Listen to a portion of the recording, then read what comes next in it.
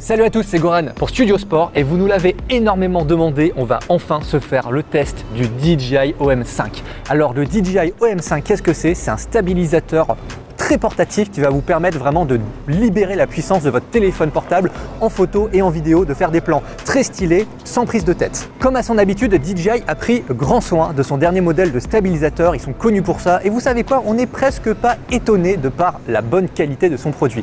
Alors je vous parle du DJI OM5, je vous en parle, mais pourquoi je ne l'ai pas? C'était tout simplement parce que je voulais vous montrer la taille de l'engin. Voilà, il tient juste dans ma poche arrière.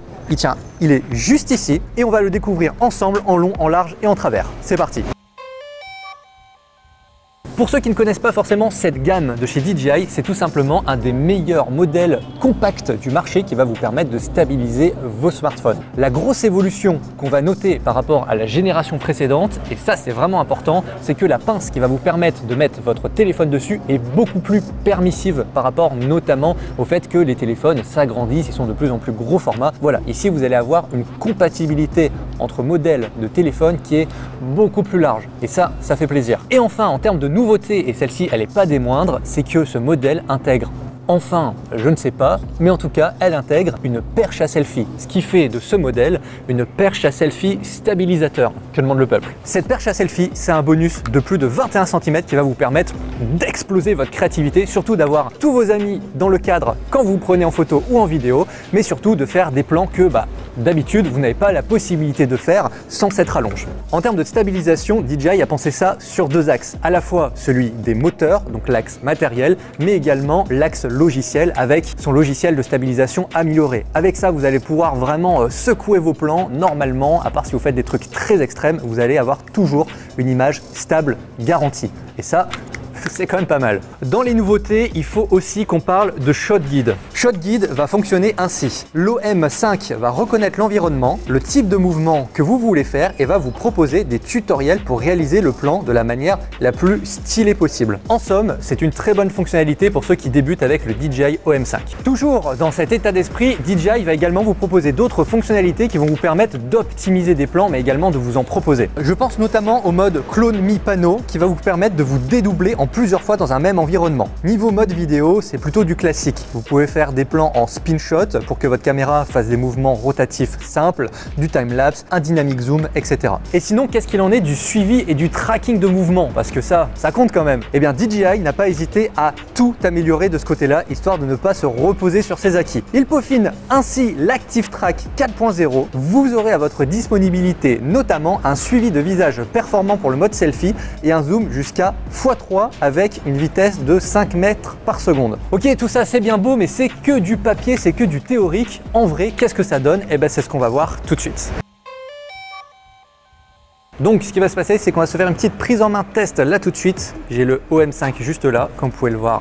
Il est tout compact, il est tout mignon. La façon dont on le déplie est assez instinctive, il n'y a pas vraiment de souci. Donc ce qui va vous intéresser, c'est de mettre le plus rapidement possible votre téléphone sur l'appareil. Petite préface, c'est que comme la plupart des appareils DJI, pour avoir une compatibilité totale entre votre téléphone et la machine, il va falloir que vous téléchargez une application. Et aujourd'hui, notre application, c'est DJI Mimo. Donc voilà, une fois que votre application est installée sur votre téléphone, qu'est-ce qu'on fait? C'est que DJI nous fournit, pour faire la relation entre votre téléphone et le DJI OM5, un aimant tout simplement qui va venir se coller derrière votre téléphone, qui va se coller directement juste ici. Donc je sors mon téléphone qui est juste ici, sur lequel j'ai déjà mis le fameux aimant DJI, encore une fois qui est fourni quand vous achetez l'ensemble. Et là vous avez un système d'accroche.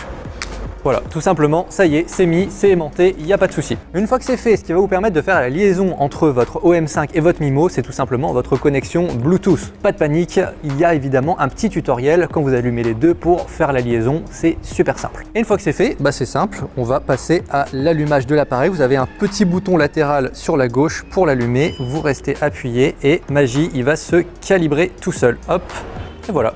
En termes d'options, vous avez plusieurs choses. Vous avez une petite molette qui va vous permettre tout simplement de diriger votre téléphone dans la direction que vous souhaitez. Et surtout, et ça c'est le petit truc que j'aime bien, vous avez un petit raccourci analogique. Quand vous appuyez dessus, vous allez passer du format vertical à horizontal. très pratique. Avant de passer aux fonctionnalités, je continue un peu sur la partie hardware. Évidemment, tout ce qu'on voit, c'est compatible avec la perche. Voilà, il n'y a pas de fonction supplémentaire ou enlevée selon si j'ai mis la perche ou non. Regardez, hop, on va repasser en mode vertical pour le fun. Incroyable. Évidemment, pensez à faire un maximum de vos réglages avant de passer en mode perche parce que sinon c'est un peu plus chiant, un peu moins confortable. Pas très grave. Donc cette fois-ci, on va passer à l'aspect des fonctionnalités. Donc comme vous voyez, je suis sur l'interface du Mimo, les fameux shot guides dont on avait parlé. Donc le logiciel a repéré que j'étais dans une ville et à partir de là, du coup, il me propose des petits logiciels d'optimisation, une sorte de mini cours de plan pour faire des shots sympas à partir de ce genre de paysage. À partir de là, vous allez avoir plusieurs fonctionnalités, la possibilité de faire directement des stories, la possibilité de faire des panneaux, des photos, bien évidemment des vidéos, des dynamic zoom arrière et des dynamic zoom avant, la possibilité bien évidemment de faire du timelapse et de l'hyperlapse. Voilà, comme d'habitude, la possibilité de voir vos rushs directement depuis l'application. Voilà, en gros, l'application se suffit à elle-même. Vous allez avoir tout ce dont vous avez besoin directement sur DJI Mimo pour profiter pleinement des fonctionnalités de l'OM5. Mon premier avis, parce que vous êtes quand même un peu là pour ça, c'est qu'en termes d'ergonomie, franchement, la prise en main, elle est vraiment top. C'est-à-dire que j'ai déjà connu des machines qui étaient censées justement pouvoir se tenir à une main. Je sais pas comment vous expliquer ça, mais le moule plastique dans lequel est fondu l'OM5 est vraiment très agréable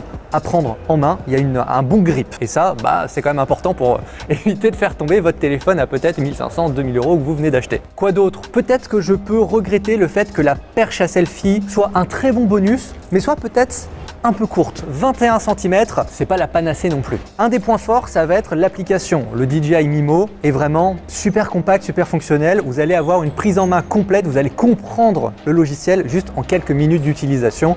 Et ça, mine de rien, c'est quelque chose qui se perd. Toujours en termes d'ergonomie, de design, moi je trouve ça sympa que finalement, il y ait assez peu de boutons. C'est-à-dire que j'en dénombre 1, 2, 3, 4, 5, 6, entre 5 et 6 boutons.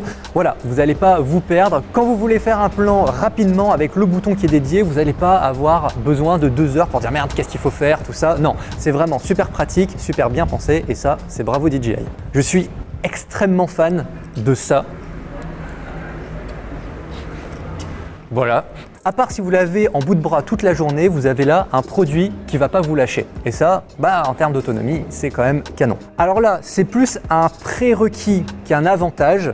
Mais le côté compact est vraiment plaisant et c'est pas quelque chose qui va vous handicaper. Vous avez peut-être envie d'aller à Disney avec un stabilisateur perche à selfie. Honnêtement, ça va jamais vous embêter de la journée. Ça va tenir dans votre poche, dans votre sac à dos. C'est pas lourd, c'est pas encombrant. Vraiment, c'est le top. En termes de matériaux, par rapport à la perche à selfie, on est sur quelque chose qui est à la fois léger mais résistant. On n'est pas sur, vous savez, le vieil aluminium qui peut se plier juste avec un coup de genou. L'intérêt est pas là. Ce que je veux dire, c'est que c'est résistant et le poids seul de votre téléphone, c'est pas ça qui va abîmer sur le moyen terme la partie en aluminium, la partie perche. Voilà, c'est tout pour cette vidéo prise en main test du DJI OM5. Si vous avez des questions, c'est en commentaire que ça se passe, mais surtout, on vous donne en description de cette vidéo un lien qui va aller vers la fiche technique complète de l'engin. Voilà, ça va vous permettre de tout savoir de façon précise, le poids, l'autonomie, bref, toutes les questions que vous vous posez.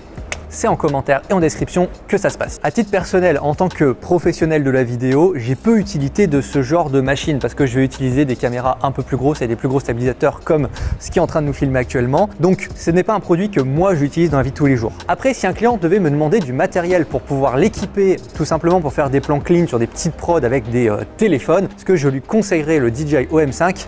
Ouais, clairement. C'est tout pour moi, c'était Goran pour Studio Sport. À bientôt.